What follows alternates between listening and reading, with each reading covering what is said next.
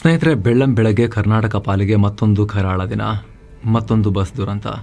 Kurnool bus ದುರಂತ Moscow ಮುನ್ನ ನಮ್ಮ ಚಿತ್ರದುರ್ಗದ ಹಿರಿಯೂರು ಬಳಿ ಅಂತಹದ್ದೇ ದುರಂತ ರಿಪೀಟ್ ಆಗಿದೆ. ಈ ಸಲ ಸ್ಲೀಪರ್ ಬಸ್ಗೆ ಟ್ರಕ್ ಗುದ್ದಿ ಬಸ್ ಹೊತ್ತಿ ಉರಿದಿದೆ. ಕಣ್ಣು ಮುಚ್ಚಿ ತೆರೆಯೋದ್ರೊಳಗಡೆ ಅದೀಗ ನಂಬರ್ ಇನ್ ಎಕ್ಸಾಕ್ಟ್ ಕನ್ಫರ್ಮ್ ಆಗಬೇಕು. ನೋಡ್ತಿದ್ದಾರೆ ಎಷ್ಟು ಜನ, ಯಾರು, ಏನು ಅಂಥೇಳಿ. ಮಿನಿಮಮ್ 9-10 ಜನ ಪ್ರಾಣ ಕಳ್ಕೊಂಡಿದ್ದಾರೆ.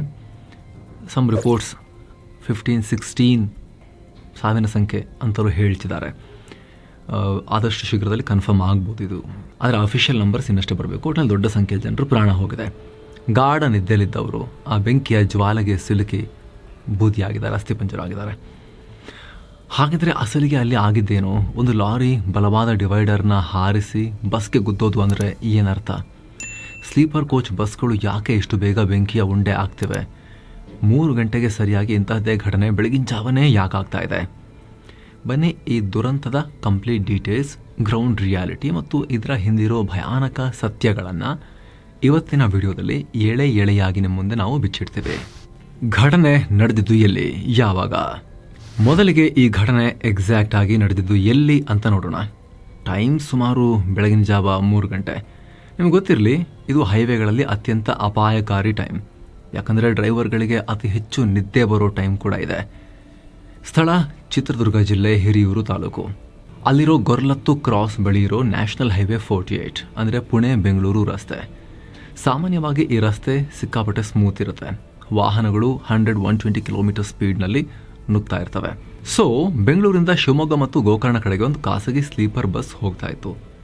ಬಸ್ ಫುಲ್ ರಶ್ ಇತ್ತು ಅಂತ ಹೇಳಲಾಗ್ತಿದೆ. ಬಹುತೇಕರು ನಿದ್ರೆಗೆ ಜಾರಿದ್ರು. ಕೆಲವರು ಊರು ತಲುಪೋ ಖುಷಿಯಲ್ಲಿದ್ದರು.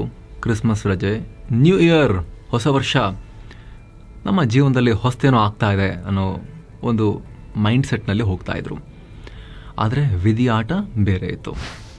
ಆ ಒಂದು ಕ್ಷಣ ಸ್ನೇಹಿತರೆ ಅಲ್ಲಿ ಆಗಿದ್ದಿಷ್ಟು. ಬಸ್ ತನ್ನ ಪಾಡಿಗೆ ತಾನು ತನ್ನ ಲೇನ್ನಲ್ಲಿ ಹೋಗ್ತಾ ಇತ್ತು. ಆದರೆ ಎದುರುಗಡೆಯಿಂದ ಅಂದರೆ ಹಿರಿಯೂರು ಕಡೆಯಿಂದ ಬೆಂಗಳೂರಿಗೆ ಒಂದು ಕಂಟೈನರ್ ಲಾರಿ ಬರ್ತಾ ಇತ್ತು. ವರದಿಗಳ ಪ್ರಕಾರ ಆ ಲಾರಿ ವೇಗವಾಗಿತ್ತು. ಆದರೆ ಸಮಸ್ಯೆ ಸ್ಪೀಡ್ ಅಲ್ಲ, ಸಮಸ್ಯೆ ನಿಯಂತ್ರಣ. ಲಾರಿ ಡ್ರೈವರ್ಗೆ ನಿದ್ದೆ ಆವರಿಸಿರಬಹುದು ಅಥವಾ ನಿಯಂತ್ರಣ ತಪ್ಪಿರಬಹುದು. ಆ ಭಾರೀ ಗಾತ್ರದ ಲಾರಿ ಏಕಾಏಕಿ ರಸ್ತೆ ಮಧ್ಯೆ ಇರೋ ಡಿವೈಡರನ್ನು ಹತ್ತಿಬಿಟ್ಟು ಹಾರಿದೆ. ಯೋಚನೆ ಮಾಡ್ಕೊಳ್ಳಿ, ನ್ಯಾಷನಲ್ ಹೈವೇ ಡಿವೈಡರ್ ಅಂದರೆ ಸಣ್ಣದಲ್ಲ. ಅದನ್ನು ಹತ್ತಿ ಹಾರಿಸಿ ಬಂದು ಎದುರು ಲೇನ್ಗೆ ನುಗ್ಗಿ ನೇರವಾಗಿ ಬಂದು ಅಪ್ಪಳಿಸಿದ್ದು ಸ್ಲೀಪರ್ ಬಸ್ಗೆ. ಯಾವ ರೇಂಜ್ಗೆ ಡಿಕ್ಕಿ ಹೊಡೆದಿದೆ ಅಂದರೆ ಬಸ್ನ ಡೀಸೆಲ್ ಟ್ಯಾಂಕ್ ಒಡೆದು ಛಿದ್ರ ಆಗಿದೆ. ಡಿಕ್ಕಿಯಾದ ಮರುಕ್ಷಣವೇ ಒಂದು ಸ್ಫೋಟಕ ಸಿಡಿದ ರೀತಿಯಲ್ಲಿ, ಬಾಂಬ್ ಬ್ಲಾಸ್ಟ್ ಆದ ರೀತಿಯಲ್ಲಿ ಬೆಂಕಿ ಹತ್ಕೊಂಡಿದೆ. ಹೊತ್ತಿ ಉರಿದ ಬಸ್ ಅಷ್ಟೇ. ನಿಜವಾದ ದುರಂತ ಆಮೇಲೆ ಶುರುವಾಯಿತು. ಬೆಂಕಿ ಬಿದ್ದ ಮೇಲೆ ಸಾಮಾನ್ಯವಾಗಿ ಆಕ್ಸಿಡೆಂಟ್ ಅಂದರೆ ಜನ ಗಾಯಗೊಳ್ತಾರೆ, ಆಸ್ಪತ್ರೆಗೆ ಸೇರ್ತಾರೆ, ತೀರಾ ಪೆಟ್ಟು ಬಿದ್ದವರು ಅಲ್ಲೇ ಸ್ಥಳದಲ್ಲೇ ಪ್ರಾಣ ಕಳ್ಕೊಳ್ತಾರೆ. ಆದರೆ ಇಲ್ಲ ಆಗಿದ್ದು ಬೇರೆ. ಬೆಂಕಿ ಎಷ್ಟು ವೇಗವಾಗಿ ಹರಡ್ತು ಅಂದರೆ ಬಸ್ನಲ್ಲಿದ್ದ ಪ್ಯಾಸೆಂಜರ್ಸ್ ಎದ್ದೇಳೋಕ್ಕೂ ಟೈಮ್ ಸಿಗಲಿಲ್ಲ. ಕೆಟ್ಟ ಕನಸು ಬಿತ್ತಾ, ರಿಯಲ್ ಆಗಿ ಏನಾದರೂ ಆಗ್ತಿದೆಯಾ ಅಂತ ಅರ್ಥ ಮಾಡ್ಕೊಳ್ಳುವಷ್ಟೇ ಅವರ ಜೀವ ಹೋಗಿತ್ತು. ಇದು ಸ್ಲೀಪರ್ ಕೋಚ್ ಬಸ್, ಗೊತ್ತಲ್ವಾ? ಕಿಟಕಿಗಳು ಸೀಲ್ ಆಗಿರ್ತವೆ, ಗ್ಲಾಸ್ ಒಡೆಯೋದು ಕೂಡ ಕಷ್ಟ. ಬಾಗಿಲು ಕೇವಲ ಮುಂದ್ಗಡೆ ಇರುತ್ತೆ. ಲಾರಿ ಬಂದು ಬಡ್ದಿದ್ದು ಬಸ್ನ ಮುಂಭಾಗಕ್ಕೆ. ಸೊ ಮೇನ್ ಡೋರ್ ಜಾಮ್ ಆಗಿ ಹೋಗಿದೆ, ಬೆಂಕಿಯಿಂದ ಕವರ್ ಆಗಿದೆ. ಹೀಗಾಗಿ ಜನ ಹೊರಗೆ ಬರೋ ದಾರಿನೂ ಬಂದಾಯಿತು, ಬದುಕಿದ್ದವರು ಕೂಡ. ಒಳಗಡೆ ಇದ್ದವರ ಪರಿಸ್ಥಿತಿ ನೆನೆಸ್ಕೊಂಡ್ರೆ ಮೈ ಜುಮ್ಮನ್ನತ್ತೆ. ದಟ್ಟ ಹೊಗೆ, ಉಸಿರಾಡೋಕ್ಕಾಗ್ತಾ ಇಲ್ಲ. ಕಣ್ಣು ಬಿಟ್ಟರೆ ಸುತ್ತಲೂ ಬೆಂಕಿ, ಕಿಟಕಿ ಗಾಜು ಹೊಡೆಯೋಕ್ಕಾಗ್ತಾ ಇಲ್ಲ. ಚೀರಾಡಿದ್ರು, ಒದ್ದಾಡಿದ್ರು. ಆದರೆ ವಿಪರ್ಯಾಸ ಅಂದರೆ ಆ ರಣ ಬೆಂಕಿಯಲ್ಲೇ ದೊಡ್ಡ ಪ್ರಮಾಣದ ಜನರ ಜೀವ ಹೋಗಿದೆ. ಸ್ನೇಹಿತರೆ, ಪ್ರಾಥಮಿಕ ಲೆಕ್ಕಾಚಾರಗಳ ಪ್ರಕಾರ ಆಲ್ರೆಡಿ ಹೇಳಿದ ಹಾಗೆ 9ರಿಂದ 10 ಅನ್ನೋದು ಈಗ ಸದ್ಯಕ್ಕೆ ಕ್ಲಿಯರ್ ಆಗ್ತಿರೋ ಮಾಹಿತಿ. ಆದರೆ 15, 16, 17 ಆ ಸಾಧ್ಯತೆಯ ಬಗ್ಗೆ ಕೂಡ ಆತಂಕಕಾರಿ ರಿಪೋರ್ಟ್ಸ್ ಬರ್ತಾ ಇವೆ. ಪ್ರಾಬ್ಲಮ್ ಏನಂದರೆ ಅವಶೇಷಗಳನ್ನು ಗುರುತು ಹಿಡಿಯೋಕ್ಕಾಗ್ತಾ ಇಲ್ಲ. ಒಂದೇ ದೇಹದ, ಬೇರೆ ಬೇರೆ ದೇಹದ, ಗಂಡ ಹೆಣ್ಣು ಪತ್ತೆ ಹಚ್ಚಕ್ಕೆ ಕಷ್ಟ ಆಗ್ತಿದೆ. ಎಲ್ಲ ಭಸ್ಮ ಆಗೋಗಿದೆ. DNA ಟೆಸ್ಟ್ ಮಾಡೋ ಪರಿಸ್ಥಿತಿ ಬಂದಿದೆ. ಮನೆಯಲ್ಲಿ ತಮ್ಮರು ಬರ್ತಾರೆ ಅಂತ ಕಾಯ್ತಿರೋ ಪೋಷಕರಿಗೆ, ಸಂಬಂಧಿಕರಿಗೆ ಏನು ಹೇಳೋದೀಗ? ಜೊತೆಗೆ ಲಾರಿ ಚಾಲಕ ಕೂಡ ಆಕ್ಸಿಡೆಂಟ್ ಸ್ಪಾಟ್ನಲ್ಲೇ ಸುಟ್ಟು ಹೋಗಿದ್ದಾನೆ ಅನ್ನೋ ಲೆಕ್ಕಾಚಾರ ಇದೆ. ಆ ರೀತಿ ಮಾಹಿತಿ ಇದೆ. ಬದುಕುಳಿದವರ ಕಥೆ ಏನು?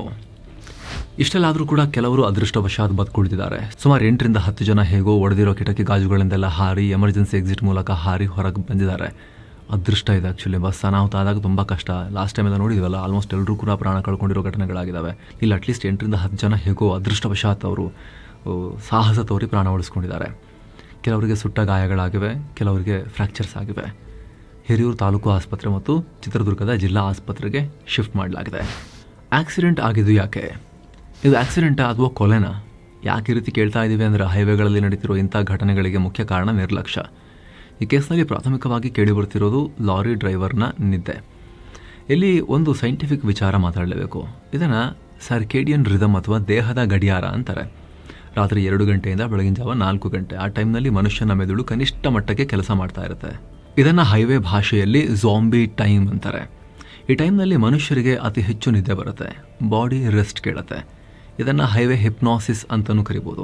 ಲಾರಿ ಡ್ರೈವರ್ಗಳು ಟಾರ್ಗೆಟ್ ರೀಚ್ ಮಾಡೋಕ್ಕೆ, ನಿದ್ರೆ ತಡೆಯೋಕೆ ಟೀ ಕುಡಿದು ಪಾನ್ ಜಗಿದು ಗಾಡಿ ಓಡಿಸ್ತಾರೆ. ಆದರೆ ಕಣ್ಣು ತೆರೆದಿದ್ರು ಮೆದುಳು ಮೈಕ್ರೋ ಸ್ಲೀಪ್ಗೆ ಜಾರುತ್ತೆ. ಕೇವಲ 3 ಸೆಕೆಂಡ್ ಕಣ್ಮುಚ್ಚಿದ್ರೆ ಸಾಕು, ಮುಂದೆ ಇರೋ ಗಾಡಿ ಎಷ್ಟು ದೂರದಲ್ಲಿದೆ, ಬರ್ತಿರೋ ಗಾಡಿ ಡಿಸ್ಟೆನ್ಸ್ ಏನು, ಅದು ಯಾವುದೂ ಲೆಕ್ಕಕ್ಕೆ ಸಿಗದೆ ಆಕ್ಸಿಡೆಂಟ್ ಆಗಿ ಹೋಗಲಿಕ್ಕೆ.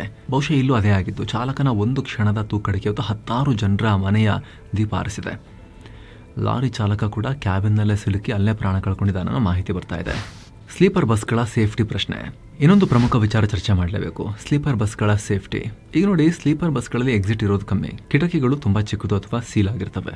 ಒಮ್ಮೆ ಬೆಂಕಿ ಬಿದ್ದರೆ ಒಳಗಡೆ ಇರೋ ಕುಷನ್, ಬೆಡ್ಶೀಟ್, ಕರ್ಟನ್ ಎಲ್ಲವೂ ಬೆಂಕಿಗೆ ತುಪ್ಪ ಸುರಿದ ಹಾಗೆ ಕೆಲವೇ ಸೆಕೆಂಡ್ಗಳಲ್ಲಿ ಇಡೀ ಬಸ್ ಬೆಂಕಿಯ ಉಂಡೆಯಾಗುತ್ತೆ. ಸರ್ಕಾರ, RTO ಅಧಿಕಾರಿಗಳು ಇದ್ರ ಬಗ್ಗೆ ಗಂಭೀರವಾಗಿ ಥಿಂಕ್ ಮಾಡಬೇಕು. ಎಮರ್ಜೆನ್ಸಿ ಎಕ್ಸಿಟ್ಗಳನ್ನು ಸುಲಭವಾಗಿ ತೆರೆಯೋ ರೀತಿ ಇದೆಯಾ ಅಂತ ಚೆಕ್ ಮಾಡಬೇಕು. ಪ್ರತಿ ಬಸ್ಸಲ್ಲೂ ಕೂಡ ಬೆಂಕಿ ನಂದಿಸುವ ಉಪಕರಣಗಳು ಇದಾವ ಅಂತ ನೋಡಬೇಕು. ಇದ್ರದ್ದು ಕೆಲಸ ಮಾಡುತ್ತೆ, ಅದನ್ನು ಬಳಸೋಕೆ ಹೇಳ್ಕೊಡ್ಲಾಗಿದೆಯಾ ಸಿಬ್ಬಂದಿಗೆ, ಅದು ಕೂಡ ವೆರಿ ಇಂಪಾರ್ಟೆಂಟ್. ಜೊತೆಗೆ ಮುಖ್ಯವಾಗಿ ಪ್ಯಾಸೆಂಜರ್ಗಳಿಗೆ ಅದನ್ನು ಬಳಸೋಕೆ ಬರುತ್ತಾ? ಇಲ್ಲ ಅಂದರೆ ಬಸ್ ಹೊರಡೋಕ್ಕಿಂತ ಮುಂಚೆ ಏರ್ಕ್ರಾಫ್ಟ್ಗಳಲ್ಲೆಲ್ಲ ಹೇಳ್ಕೊಡ್ತಾರಲ್ಲ ಬೇಸಿಕ್ ಒಂದಷ್ಟು ಸೇಫ್ಟಿ ಪ್ರಿಕಾಷನ್ಸನ್ನು, 5 ನಿಮಿಷ ಬಸ್ಗಳಲ್ಲೂ ಕೂಡ ಹೇಳ್ಕೊಡ್ಬೇಕಾ?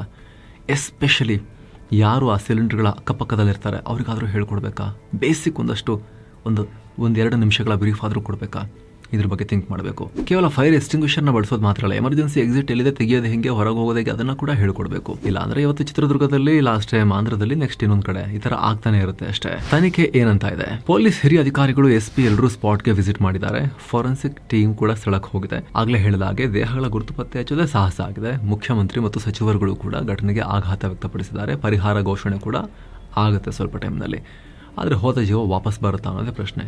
ಕುಟುಂಬಗಳ ಆಕ್ರಂದನ ಇದೆಯಲ್ಲ, ಅದಕ್ಕೆ ಬೆಲೆ ಕಟ್ಟಕ್ಕಾಗಲ್ಲ. ಕಡೆದಾಗಿ ಸ್ನೇಹಿತರೆ, ರಾತ್ರಿ ಹೊತ್ತು ಡ್ರೈವ್ ಮಾಡೋ ಪ್ರತಿಯೊಬ್ಬರಿಗೂ ನಮ್ಮದು ಒಂದೇ ಮನವಿ. ನಿಮಗೆ ನಿದ್ದೆ ಬರ್ತಾ ಇದೆಯಾ? ದಯವಿಟ್ಟು ಗಾಡಿ ಸೈಡ್ಗೆ ಹಾಕಿ 1 ಅವರ್ ನಿದ್ರೆ ಮಾಡಿ, ಮುಖಕ್ಕೆ ತಣ್ಣೀರು ಹಾಕೊಳ್ಳಿ, ಅಲರ್ಟ್ ಆಗಿ.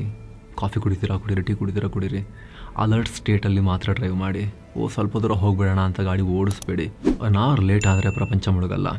ಆದರೆ ಒಂದು ಕ್ಷಣದ ನಿದ್ರೆ 10 ಜನರ ಜೀವವನ್ನು ಬಲಿ ಪಡಿಬೋದು. ಈ ದುರಂತದಲ್ಲಿ ಮೃತಪಟ್ಟವರಿಗೆ ಶಾಂತಿ ಸಿಗಲಿ, ಅವರ ಕುಟುಂಬಗಳಿಗೆ ದುಃಖವನ್ನು ತಡ್ಕೊಳ್ಳೋ ಶಕ್ತಿ ಸಿಗಲಿ, ಗಾಯಗೊಂಡವರು ಬೇಗ ಗುಣಮುಖರಾಗಲಿ. ನಮಸ್ತೆ ಸ್ನೇಹಿತರೆ.